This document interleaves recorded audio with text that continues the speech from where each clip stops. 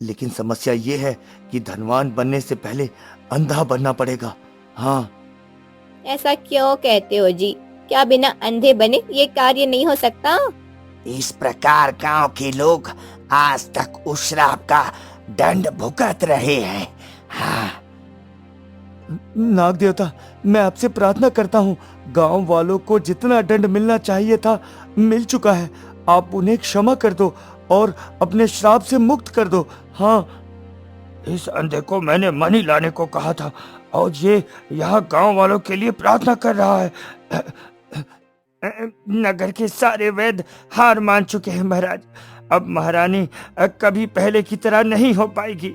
आपको उम्मीदें छोड़ देनी चाहिए महाराज, छोड़ देनी चाहिए।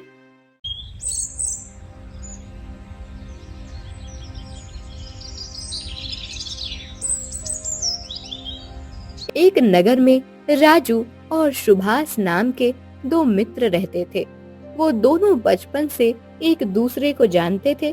दरअसल सुभाष जन्म से अंधा था।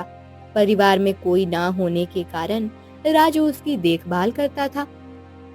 सुभाष, सुभाष कहाँ बैठे हो? मैं तुम्हारे लिए भोजन लेकर आया हूँ। चलो रोटी खा लो। अरे मित्र, तुम कब तक मुझे ऐसे बिठा कर खिलाओगे? मुझे अब अच्छा नहीं लगता। मैं कोई काम करना चाहता हूँ मित्र। हाँ। नहीं नहीं मित्र, मेरे रहते भला तुम क्यों काम करोगे? और वैसे भी तुम्हारी आंखों के कारण लोग तुम्हें काम देने के लिए बसते हैं।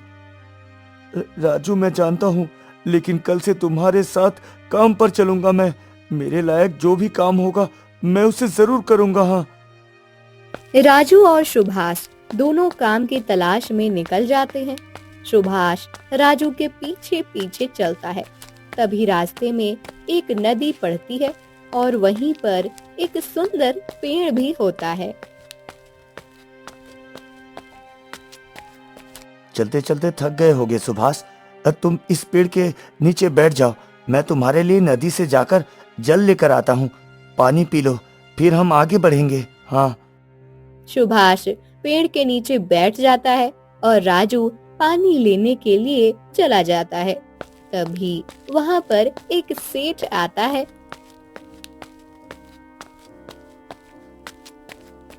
सुभाष चुपचाप वहीं बैठा रहा। सेठ सुभाष के पास दो सिक्के रखता है और वहाँ से चला जाता है। राजू ये सब देखता है। अरे वाह, ये अंधा तो बड़े काम का आदमी है। अगर ये मेरे साथ रहा तो मुझे काम करने की जरूरत नहीं पड़ेगी। हाँ, ये बहुत काम का है। दरअसल राजू के मन में लालच आ गया था। वो सुभाष के अंधेपन का फायदा उठाना चाहता था और खुद बहुत सारा धन इकट्ठा करना चाहता था। राजू पानी लेकर आता है और सुभाष को पिलाता है। वो सुभाष से कहता है, सुभाष तुम यहीं बैठो, लेकिन मित्र यहाँ के आसपास के लोग ठीक नहीं हैं। अगर कोई तुमसे बात करने की कोशिश करे तो उसे कुछ मत कहना। मैं अपने लिए और तुम्हारे लिए काम की तलाश में जा रहा हूँ। अगर कोई काम मिल गया तो मैं तुम्हें लेकर जाऊंगा। हाँ। अच्छा ठीक है मित्र, तुम जाओ और काम की तलाश करो।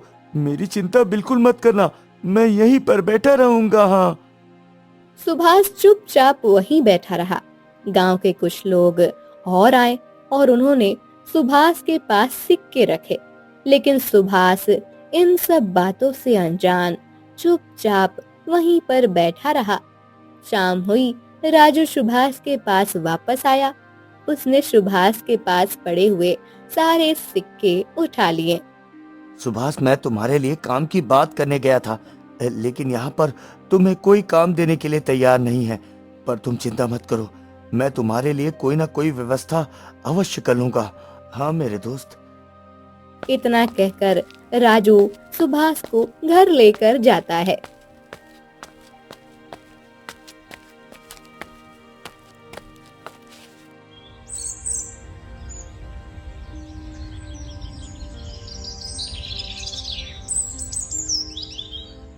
अरे भाग्यवान, ऐसा शानदार काम खोज कर आया हूँ कि अब हम बहुत जल्द धनवान हो जाएंगे। हाँ, बहुत जल्द। अरे, एक दिन में तुम्हें ऐसा क्या मिल गया जो इतना खुश हो रहे हो? राजू अपनी पत्नी को सारी बात बताता है। पत्नी भी ये सुनकर खुश होती है। अब राजू प्रतिदिन सुभाष को अपने साथ लेकर जाता और पेड़ के नीचे बिठा देता था। वह आसपास के लोगों से जाकर बात करता। अरे भाई वो देखो, अंधा बेचारा, उसके परिवार में कोई नहीं, हमें उसकी सहायता करनी चाहिए। हाँ, हमें उसकी सहायता करनी चाहिए। इस प्रकार वह गांव के लोगों में सुभाष के प्रति सहानुभूति पैदा करता और लोग सुभाष पर दया करके उसे बहुत सिक्के दे दिया करते थे।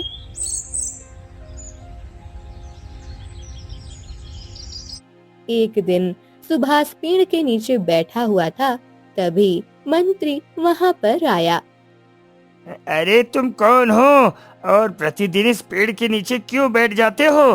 तुम्हें पता है ना, हमारे राज्य में भिक्षा मांगना अपराध है, अपराध है। अरे मेरा नाम सुभाष है, मैं जन्म से अंधा हूँ। अपने मित्र के साथ काम करने के लिए जाता हूँ मैं। मेरा मित्र काम की तलाश में गया है, इसलिए मैं यहाँ बैठा हुआ हूँ। हाँ, तुम्हें शर्म नहीं आती? झूठ बोलते हो। तुम यहाँ बैठकर भिक्षा मांग रहे हो, लोग तुम्हें अंधा जानकर दान दे रहे हैं और तुम काम करने की बात कर रहे हो। हाँ, झूठे कहीं के। नहीं नहीं, मैं किसी से दान नहीं लेता, मैं तो अपना काम स्वयं करना चाहता हूँ। हाँ हाँ हाँ, तुम्हारे मित्र ने अच्छा मूर्ख बनाया है तुम्हें। वो लोगों के पास जाता है और तुम्हारे ऊपर दया करने की बात करता है। लोग तुम्हें पैसे दे जाते हैं और वो पैसे वो खुद रख लेता है। हाँ, क्या मेरा मित्र ऐसा नहीं कर सकता? वो मेरे अंधेपन का लाभ नहीं उठा सकता, मैं बता रहा हूँ मंत्री जी।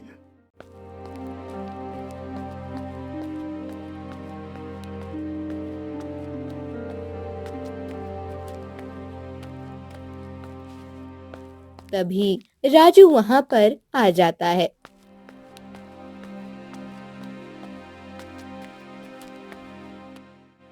लो लो मित्र, पानी पी लो, यहीं बैठो, मैं अभी आता हूँ। बस बहुत हुआ, अब मैं तुम्हें अपने अंधेपन का फायदा उठाने नहीं दे सकता। तुम जानते हो, मैं भले अंधा हूँ, लेकिन मुझे भिक्षा मांगना बिल्कुल पसंद नहीं। तुम मेरे अंधेपन का फायदा उठा रहे हो। अरे मित्र, इसमें हम दोनों का ही फायदा है। जो लोग दान करके जाते हैं, इससे तुम्हें भी आसानी से भोजन मिल जाता है और मुझे भी। ये तो हमारे फायदे की बात है ना।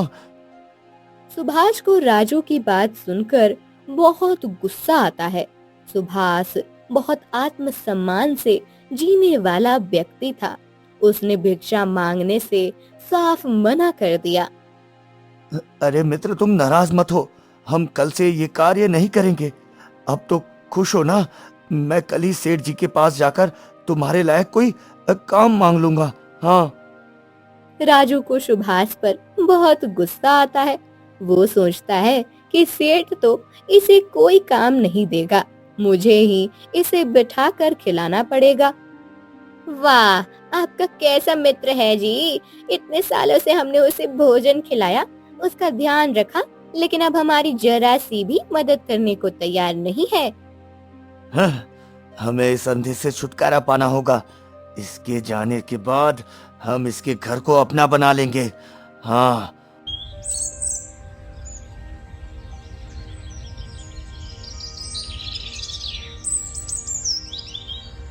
अगले दिन राजू सुभाष को अपने साथ जंगल लेकर जाता है। मित्र, मुझे कुछ लकड़ियां काटनी है, तुम यहीं बैठो, मैं लकड़ियां काट के आता हूँ। इतना समय हो गया, राजू अब तक नहीं आया। कहीं उसने मुझे जंगल में भटकने के लिए तो नहीं छोड़ दिया? उसने मुझे जंगल में छोड़ दिया।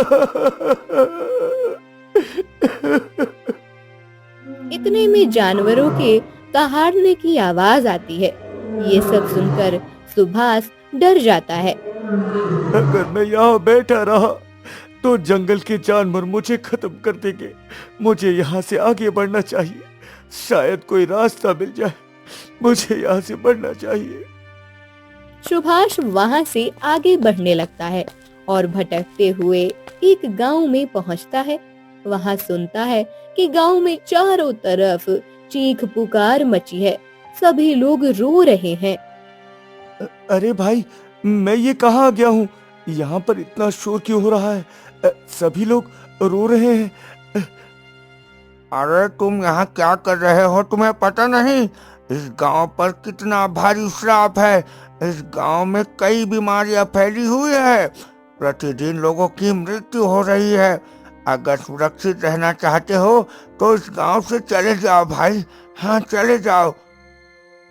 भटकते भटकते मैं इस श्रापित गांव में आ गया, लेकिन गांव वालों ने ऐसा क्या किया था कि इन्हें श्राप लग गया? मुझे किसी से पूछना चाहिए। हाँ, मुझे पूछना चाहिए। दूर खड़ा एक जादूगर सुभाष को देख रहा होता है। वो सोचता है कि अब यही अंधा व्यक्ति मेरे काम आ सकता है।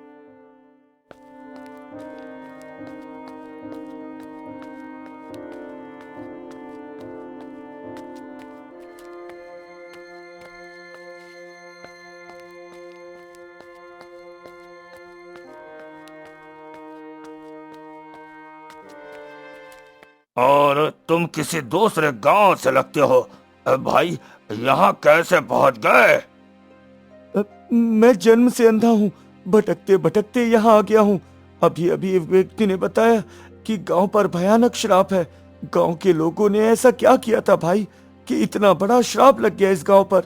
बताओ मुझे। मुझे तो ये नहीं पता कि इस गांव के लोगों ने क्या किया था, लेकिन इतना जरूर जानता हूँ कि इनकी समस्या को दूर किया जा सकता है। इन्हें श्राप से मुक्त किया जा सकता है। हाँ। कैसे? मुझे बताओ, मैं गांव वालों की सहायता जरूर करूंगा। हाँ। गांव के बाहर एक पेड़ है, वहां पर सांप रहता है जिसके पास एक मणि है। अगर तुम उस मणि को ले आओ और गांव वालों को श्राप से मुक्त कर सको तो जाओ, उसे लेकर आओ।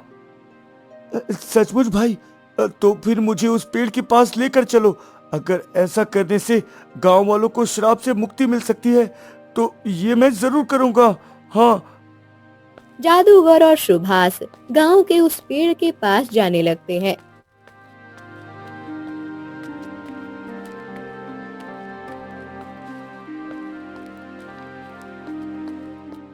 मगर भाई, ये काम गांव के लोग क्यों नहीं कर लेते?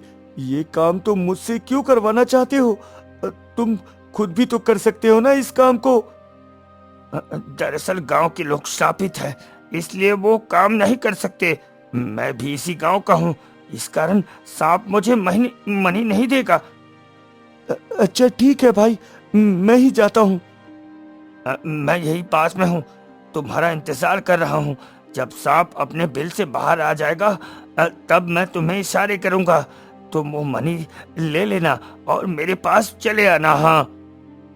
सुभाष वहीं बैठकर प्रतीक्षा करने लगता है। हाँ, यही सही समय है। मनी को ले लो मनी को। सुभाष जैसे ही मनी उठाने लगता है वहां पर सांप आ जाता है। अरे मूर्ख, तुमने मेरे मणि को छूने की हिम्मत कैसे की? जानते नहीं ये कितना शक्तिशाली और जादुई है। तुमने कैसे हिम्मत की? हाँ। क्षमा करो, मैं तो बस गांव वालों को श्राप से मुक्त कराना चाहता था, इसलिए इस मणि को उठाया मैंने। हाँ, उन गांव वालों को श्राप से कोई मुक्त नहीं कर सकता, क्योंकि उनके कर्म अच्छे नहीं थे। मैंने उन्हें जो श्राप दिया है उससे उन्हें कभी मुक्ति नहीं मिल सकती है। लेकिन मैं ये जानना चाहता हूँ कि आखिर गांव वालों ने क्या किया था और उन्हें किस बात का डर मिल रहा है कि वो इतने बीमार रहते हैं। भले मनुष्य, मुझे ऐसा लगता है कि तुम अन्य लालची लोगों की तरह नहीं हो। तुम्हारी आंखें नहीं हैं, लेकिन तुम्हारा हृदय सच्चा है। मैं तुम्हें बताता हूँ कि गांव वालों को श्राप कैसे लगा था। वर्षों पहले जब मेरे माता पिता ने मुझे इस मणि की रक्षा के लिए यहाँ छोड़ा था, तब गांव का एक अंधा व्यक्ति जो कि तुम्हारी तरह था, वो मेरी सुरक्षा करता था। लेकिन फिर एक दिन गांव वालों को इस जादुई मणि के विषय में पता चल गया। चलो चलो, अगर हम उस मणि को प्राप्त कर लेते हैं तो हम बहुत समृद्ध हो जाएंगे। वैसे भी वो मणि हमारे गांव में ही है। हाँ चलो भाइयों चलो। नहीं नहीं, ऐसा करना ठीक नहीं होगा। अंधा व्यक्ति उस पेड़ के नीचे बैठा रहता है। वो सांप और मणि दोनों की रक्षा करता है। अच्छा, तो फिर हमें पहले उस अंधे व्यक्ति को वहां से हटाना पड़ेगा। हाँ।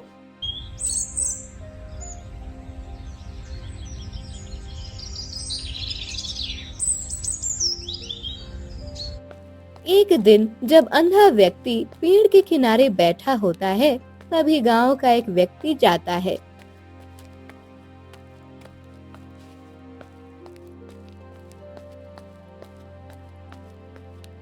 और तुम्हें कोई और काम नहीं है जो दिन रात यहाँ बैठे रहते हो? बताओ हमें। हाँ। अरे मैं अंधा भला क्या कर सकता हूँ, इसलिए यहीं बैठकर रहता हूँ ताकि इस सांप और इसके मणि को कोई छू ना पाए। अरे एक दिन ये सांप तुम्हें काट खाएगा। हाँ, देख लेना। इतना कहकर दो व्यक्ति अंधे व्यक्ति को उठाकर पानी में डाल देते हैं और वो अंधा व्यक्ति चिल्लाने लगता है। मुझे छोड़ दो, मुझे छोड़ दो, मुझे तुम लोग। वो दोनों अंधे व्यक्ति को पानी में डाल देते हैं, जिसके कारण वो डूब जाता है। तभी सांप बाहर आता है और कहता है, मूर्ख गांव वालों, तुमने मणि के लालच में एक अंधे व्यक्ति की जान ले ली। मैं पूरे गांव को श्राप देता हूँ। गांव के सभी लोग हमेशा बीमार रहेंगे। वहाँ प्रतिदिन मृत्यु होगी। हाँ, मैं तुम्हें श्राप देता हूँ, जाओ। क्षमा नाग देवता, क्षमा कर दो हमें। ऐसे श्राप मत दो। क्षमा करो नाग देवता। न्याय हो चुका है। एक अंधे व्यक्ति को जो कुछ ना देख पाए इतना भला था, और तुम सबकी दो आंखें होते हुए भी तुम लोग अन्याय कर रहे थे, इसलिए अब तुम्हें दंड भुगतना होगा। हाँ, भुगतना होगा। गांव के सभी लोग वहां से चले जाते हैं।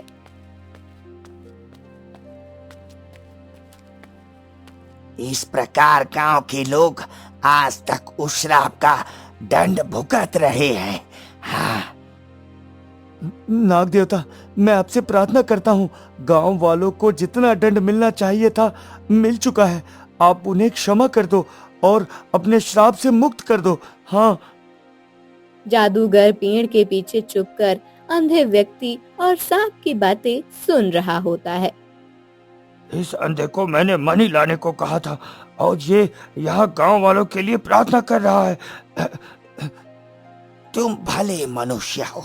तुम्हारे कहने के कारण मैं गांव वालों को श्राप से मुक्त कर दूंगा, लेकिन तुम्हें एक बात माननी होगी। तुम ये मणि कहीं नहीं ले जा सकते। हाँ। हाँ हाँ, मुझे मणि का कोई लालच नहीं। मैं तो यहाँ पर गांव वालों की सुरक्षा के लिए प्रयास करने आया था। हाँ। वाह, मैं तुम्हारी ये दयालुता देखकर बहुत प्रसन्न हूँ। इन गांव वालों के लिए तुम इतनी बड़ी शक्ति को छोड़ने के लिए तैयार हो, इसलिए मैं तुम्हें ये मणि उपहार में देता हूँ। जाओ। बिल्कुल ठीक हो रहा है। अब ये मणि लेकर आएगा तब मैं इससे छीन लूंगा। ये एक बहुत शक्तिशाली मणि है। इससे तुम अपनी सारी इच्छाएं पूरी कर सकते हो। ये तुम्हारी आंखें भी ठीक कर सकती है। हाँ। सुभाष मणि को हाथों में लेकर प्रार्थना करता है और उसकी आंखें ठीक हो जाती है। अरे, मेरी आंखें ठीक हो गई, मुझे सब कुछ दिखाई देने लगा है, मैं बिल्कुल स्वस्थ हो गया, मैं बिल्कुल स्वस्थ हो गया नाग देवता, आपका धन्यवाद। हाँ, तुम जैसे सच्चे हृदय वाले मनुष्य अधिक समय तक दुखी नहीं रह सकते। हाँ। नाग देवता, अब मुझे इस मणि की आवश्यकता नहीं है, आप इसे अपने पास रख लीजिए। कृपया करके मुझे ये बताइए कि गांव वालों के श्राप का अंत कैसे होगा। दरअसल इसके लिए तुम्हें 15 दिनों तक प्रतीक्षा करनी होगी। 15 दिन बाद जब अमृत वर्षा होगी, तब तुम उस अमृत वर्षा की बूंदे गांव के जिस भी व्यक्ति के ऊपर पड़ेगी, वो बिल्कुल स्वस्थ हो जाएगा। आपका बहुत बहुत धन्यवाद, आपका बहुत बहुत धन्यवाद नाग देवता। और तुम ये मणि लेकर जाओ, ये मैंने तुम्हें उपहार के रूप में दिया है।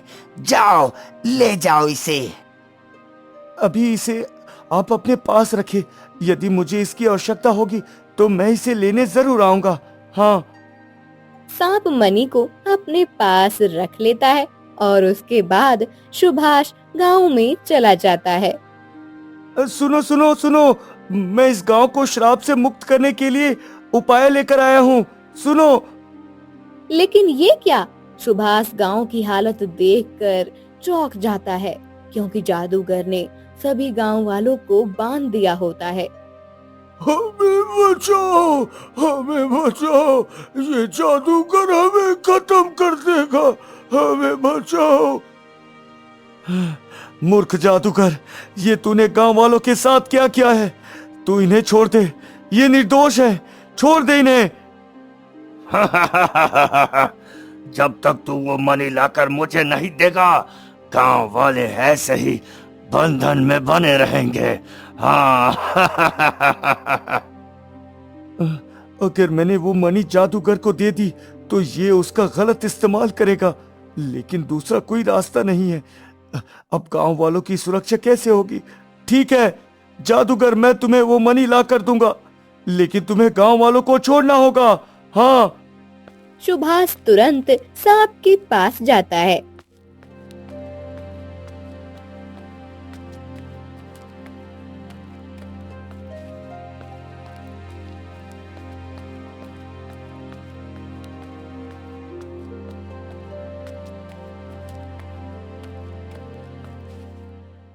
नाग देवता, गांव वालों को दुष्ट जादूगर ने बंधक बना लिया है और वो बदले में जादुई मणि चाहता है। क्या उस दुष्ट की इतनी हिम्मत?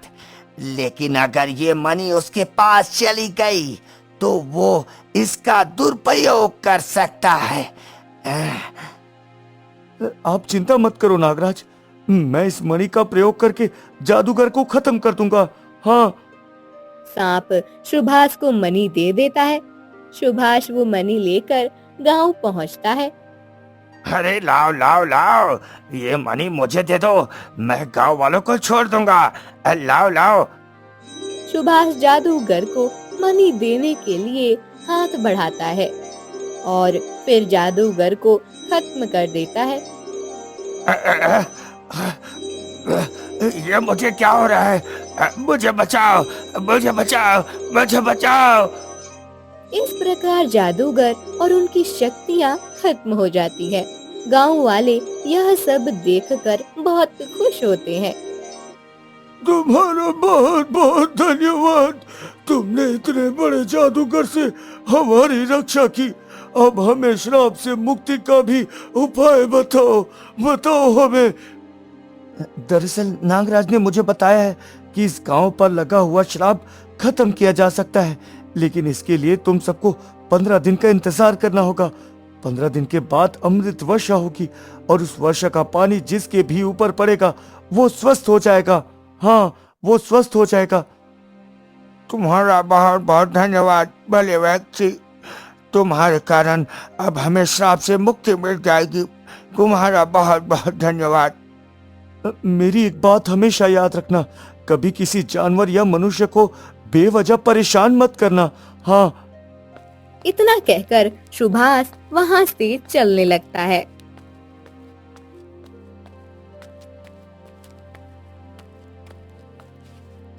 पंद्रह दिन बाद अमृत वर्षा होती है, जिससे सभी गांव वाले स्वस्थ हो जाते हैं। सुभाष अपने गांव की ओर बढ़ने लगता है। अपने गांव जाते हुए रास्ते में उसे घना जंगल मिलता है। अब तो रात हो रही है, जंगल में आगे चलना ठीक नहीं है। अब तो जंगली जानवरों से खतरा हो सकता है। आज रात मुझे इस जंगल में ही रुक जाना चाहिए। हाँ। ये सोचकर सुभाष एक पेड़ के नीचे बैठ जाता है। उसे नींद आ रही होती है। तभी दो पक्षी पेड़ पर आते हैं। कहो बहन, क्या खबर लाई हो? लगता है बड़ी दूर चली गई थी। किसके दुख ने तुम्हें रोक लिया? क्या बताऊं, एक बेचारा अंधा राजा और उसकी बीमार रानी, बस यही है कहानी। नहीं, इतनी कहानी तो नहीं हो सकती। आगे भी तो बताओ। जानती हूँ, अगर तुमने राजा रानी की बात शुरू की है तो जरूर इसके पीछे कोई वजह होगा। हाँ हाँ, बताती हूँ, थोड़ा सब्र करो। राजा और रानी दोनों अपने अपने कर्मों की सजा पा रहे हैं। राजा बेचारे अंधे हो चले हैं और रानी के बचने की कोई आशा नहीं है। लेकिन ऐसा क्यों? क्या उसकी समस्या समाप्त नहीं हो सकती? क्या उनकी समस्या समाप्त नहीं हो सकती? आखिर किन कर्मों की सजा मिल रही है उन्हें? एक अंधे और निर्दोष व्यक्ति को अपने लालच में उन्होंने पानी में डुबो दिया था और वो व्यक्ति मर गया था। उसके बाद राजा रानी को ऐसा श्राप लगा कि आज तक वो उससे उबर नहीं पाए हैं। पूर्ण जन्म के श्राप ने उनका पीछा अभी तक नहीं छोड़ा। उनकी मुक्ति का कोई मार्ग बताओ ताकि वो इस श्राप से मुक्त हो सके। अब तो उन्हें वो अंधा व्यक्ति ही क्षमा कर सकता है जिसको उन्होंने पिछले जन्म में कष्ट दिया था। ऐसा व्यक्ति जो जन्म से अंधा हो और अपने सत्कर्मों से नागमणि प्राप्त किया हो, उसके प्रभाव से रानी ठीक हो सकती है और राजा की आंखों की रोशनी भी लौट सकती है। दोनों पक्षी आपस में बात कर रहे होते हैं। इधर सुभाष उनकी सारी बातें सुन रहा होता है। सुभाष बहुत सोच विचार कर रहा होता है कि ये दोनों किस राजा रानी की बात कर रहे हैं।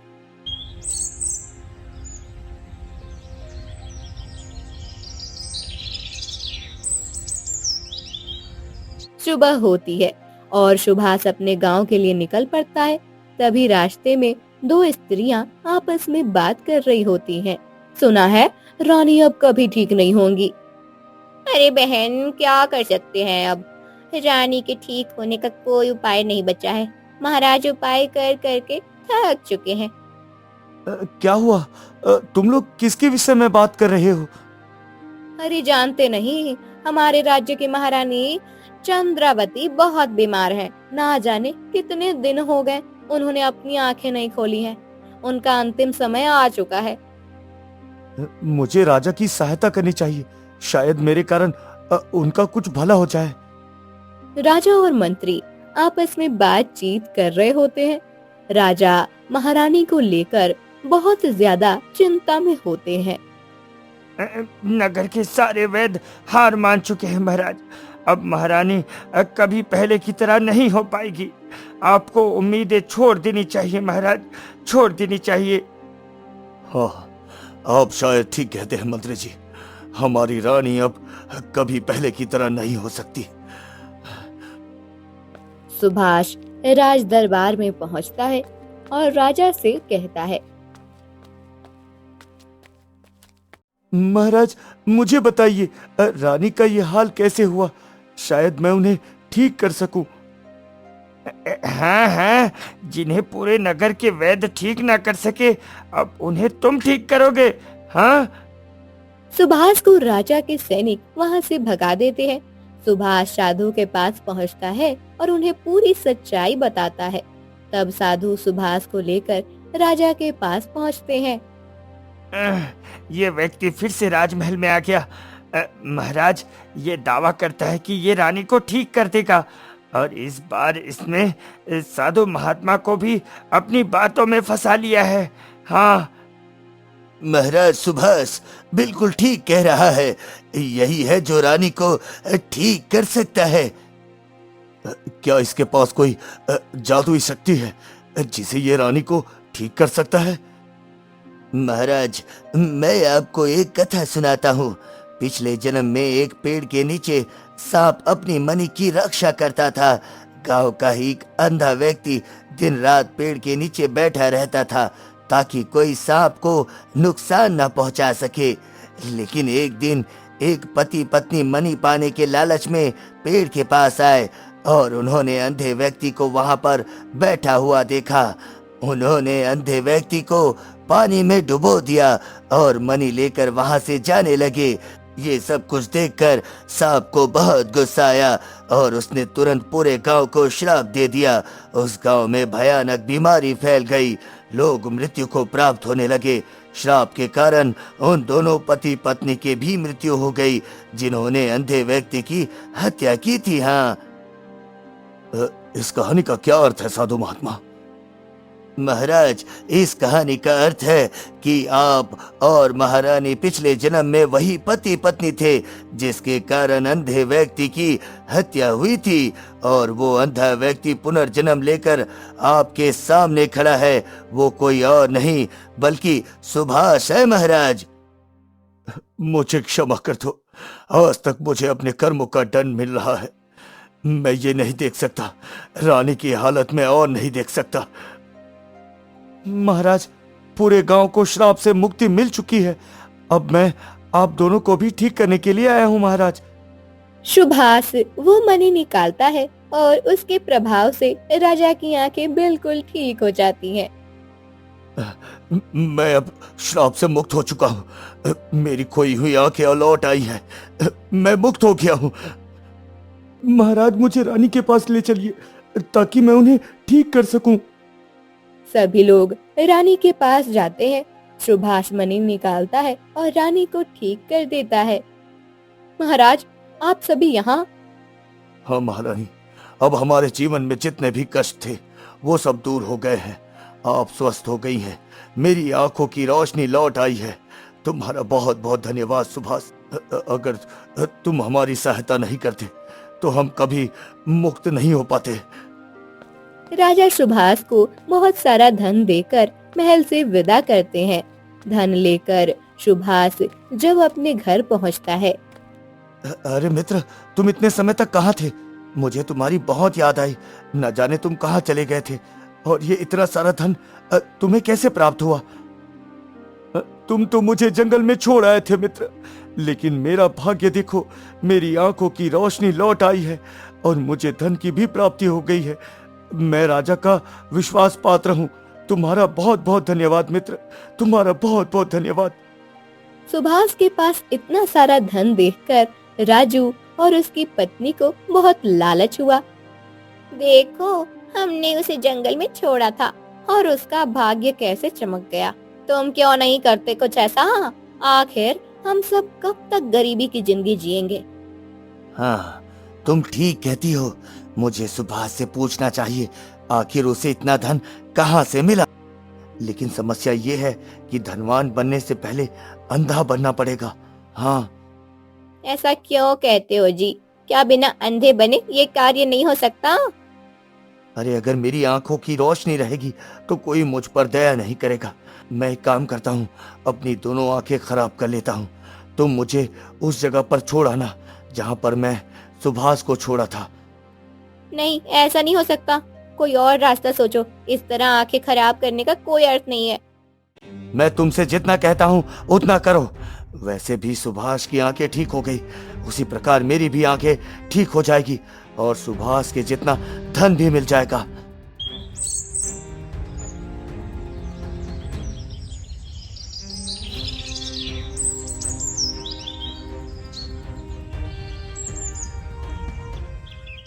राजू अपनी आंखें खराब कर लेता है और राजू की पत्नी उसे जंगल में उस जगह पर छोड़ आती है जहां उन्होंने सुभाष को छोड़ा था।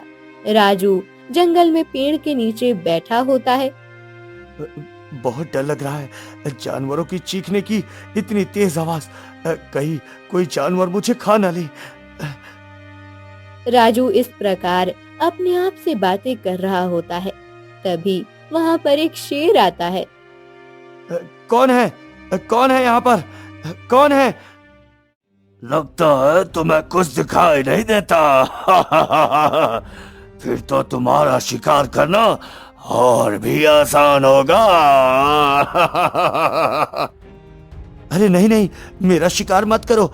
मैं अंधा हूँ, मुझे कुछ दिखाई नहीं देता। मुझ पर दया करो, मुझ पर दया करो।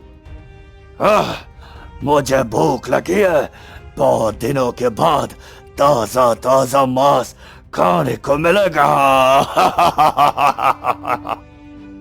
शेर की बातें सुनकर राजू बहुत डर जाता है। वो भागने लगता है और गिरते पड़ते घायल होते हुए अपने घर पहुंचता है। क्या हुआ जी, आप इतनी जल्दी वापस आ गए, वो भी इतनी घायल स्थिति में? अरे वो शेर मुझे खा जाएगा, मुझे उससे बचा लो। मैं मरना नहीं चाहता, मुझे उससे बचा लो, मुझे उससे बचा लो। चिंता क्यों करते हैं आप, अपने घर पर हैं और यहाँ पर कोई शेर नहीं है। लालच में आकर मैंने अपनी आंखें खराब कर ली। अब मेरा कुछ नहीं हो सकता। मुझे जीवन भर इसी अंधेपन के साथ बिताना होगा। धन नहीं मिला और आंखें भी चली गई। लालच का परिणाम यही होता है।